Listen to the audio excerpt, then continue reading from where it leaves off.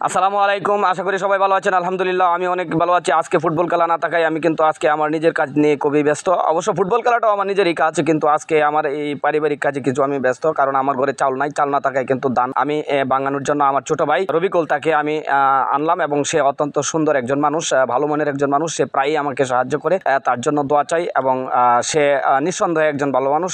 আমি তাকে আবারও ধন্যবাদ জানাই। আমার এই চালগুলি খুবই দরকার ছিল, কারণ ঘরে যদি চাল না থাকে তাহলে ভাত খাওয়া যায় না, আর ভাত যদি না থাকে তাহলে অবশ্যই সমস্যা দেখা দেয়। তাই আমি ফুটবল খেলা নাই বিদায় কিন্তু আজকে আমি এই ধান ভাঙানোর কাজে লিপ্ত। আমি অসংখ্য ধন্যবাদ জানাই আমার ক্যামেরাম্যান হাসান আল মামুনকে। সে অত্যন্ত পরিশ্রমী মানুষ, সে প্রতিনিয়ত কিন্তু আমাকে হেল্প করছে। আমি তার জন্য দোয়া চাই। আর বিশেষ করে আমি আমার বাইস্তা আবির এবং হিরুমিজান, তারাও কিন্তু আমাকে আজকের এই ধান ভাঙানোর কাজে অনেক সাহায্য করে যাচ্ছে। আমি তাদের জন্য দোয়া চাই। আর আপনাদের আশেপাশে আমাদের এই ধরনের যদি কোনো গাড়ির দরকার হয়, কিন্তু তাকেও ফোন দিলে কিন্তু সে যাবে। সে প্রতিনিয়ত কিন্তু এই কাজেই ব্যস্ত। আমি আশা করি আপনারা আমাকে ফলো করবেন। আর বিশেষ করে আপনি ঘরের যদি ধান ভাঙানোর কাজটা থাকে তাহলে এটা আগে সাইডে নেবেন, কারণ এটা যদি না থাকে তাহলে ভাই ঘরে অশান্তি থাকে। এটার জন্য আমি বেশি নজর দিয়ে কিন্তু আমি নিজেই কিন্তু মাঠে নামলাম। এবং এই ধানগুলি যে দেখছেন, এগুলি কিন্তু আমার কেনা ধান না, এগুলি আমার জমির ধান। এই ধান থেকে এখান থেকে আমি প্রায় প্রতি বছরই কিছু ধান পাই, এবং সেই ধান দিয়ে কিন্তু আমি আমার পরিবার পরিজনদের নিয়ে ভাত খাই। ইনশাল্লাহ মোটামুটি ভালোভাবেই আমি ভাতগুলি খাইতে পারি। আপনারা যদি দরকার হয় আমার কাছে চাইতেও পারেন, আমি আপনাদেরকে হেল্প করতে পারবো। আর বিশেষ করে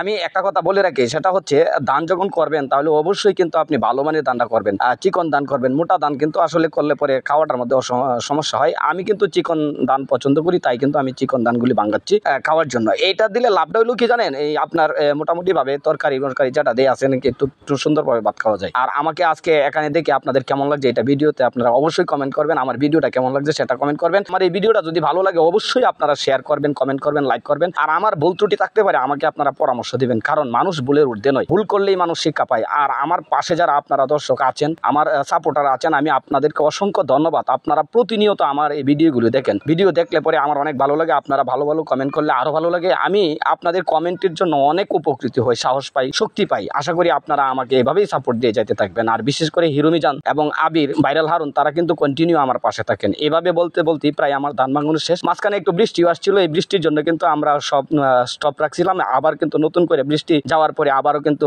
মেশিন স্টার্ট দিয়ে আমরা ধান ভাঙানোর কাজটা শেষ করলাম। পরিশেষে আপনারা সুস্থ থাকবেন, ভালো থাকবেন, আমার জন্য দোয়া করবেন। আসসালামু আলাইকুম ওয়া রাহমাতুল্লাহি ওয়া বারাকাতুহু।